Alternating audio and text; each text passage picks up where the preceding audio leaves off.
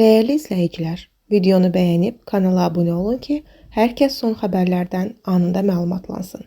İntensiv yağan yağışlarla əlaqədar paytaxtın Binəqədi və Suraxanı rayonları ərazisində fərdi yaşayış evlərinin həyətyanı sahələrinin su basmaya məruz qalması səbəbindən vətəndaşların köməksiz vəziyyətdə qalması faktı aşkarlanıb.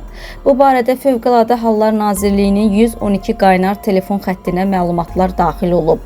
Həmin məlumatlarla əlaqədar Fövqəladə Hallar Nazirliyinin xüsusi riskli xilasetmə xidmətinin qüvvələri dərhal ərazilərə cəlb edilib. Görülmüş xilasetmə tədbirləri nəticəsində su basma ilə əlaqədar evlərini tərk etməkdə çətinlik çəkən 4-ü az yaşlı olmaqla ümumilikdə 9 vətəndaşın təxliyəsi və digər təhlükəsizlik tədbirlərinin görülməsi işləri həyata keçirilib.